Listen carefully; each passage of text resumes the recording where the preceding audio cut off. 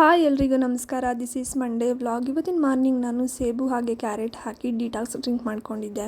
ಇವತ್ತು ಇನ್ಸ್ಟಂಟ್ ಆಗಿ ಇಡ್ಲಿ ಮಾಡ್ಕೊಳ್ಳೋಣ ಅಂತ ಹೇಳಿ GRB ಅವ್ರದ್ದು ರವೆ ಇಡ್ಲಿ ಯೂಸ್ ಮಾಡ್ತಿದ್ದೆ. ಇದಕ್ಕೆ ರವೆ ಹಾಕಿ ಸ್ವಲ್ಪ ಮೊಸರು ಹಾಕಿ ಈ ತರ ಕನ್ಸಿಸ್ಟೆನ್ಸಿಯಲ್ಲಿ ಕಲಸಿಟ್ಕೊಂಡ್ರೆ ಬ್ಯಾಟರ್ ರೆಡಿ ಆಗ್ಬಿಡುತ್ತೆ. ಇಡ್ಲಿ ಸಾಂಬಾರ್ಗೆ ತೊಗರಿಬೇಳೆ ಅರಿಶಿನ ಹಾಕಿ ಸಪರೇಟ್ ಆಗಿ 4 ವಿಷಲ್ ಹಾಕಿಸ್ಕೊತಿದ್ದೀನಿ.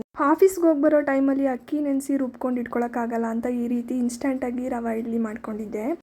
ಇಡ್ಲಿ ಸಾಂಬಾರ್ಗೆ ಸ್ವಲ್ಪ ಸಾಂಬಾರ್ ಸೊಪ್ಪು ಹಾಗೆ 1-2 ಟೊಮೊಟೊ ಹಾಕಿ ಪ್ಯೂರಿ ಮಾಡ್ಕೊಂಡಿದ್ದೆ.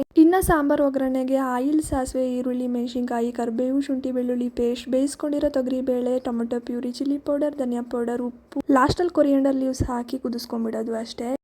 ವಡ ಮಾಡ್ಕೊಳ್ಳೋಣ ಅಂತ 2 hours ನೆನೆಸಿರೋ ಕಡಲೆಬೇಳೆನ ರುಬ್ಕೊಂಡು ಈರುಳ್ಳಿ, ಮೆಣಸಿನಕಾಯಿ, ಶುಂಠಿ ಬೆಳ್ಳುಳ್ಳಿ ಪೇಸ್ಟ್, ಜೀರಿಗೆ, ಉಪ್ಪು, ಕರಿಬೇವು ಹಾಕಿ ವಡೆ ತಿನ್ನುವಾಗ ಒಂದೊಳ್ಳೆ ಫ್ಲೇವರ್ ಸಿಗಲಿ ಅಂತ ಜಜ್ಜಿರೋ ಬೆಳ್ಳುಳ್ಳಿ ಹಾಕಿ ವಡೆ ಮಾಡ್ಕೊಂಡಿದ್ದೆ. ಅದ್ರ ಜೊತೆಗೆ ಕೆಂಪು ಚಟ್ನಿ ಕೂಡ ಮಾಡ್ಕೊಂಡಿದ್ದೆ.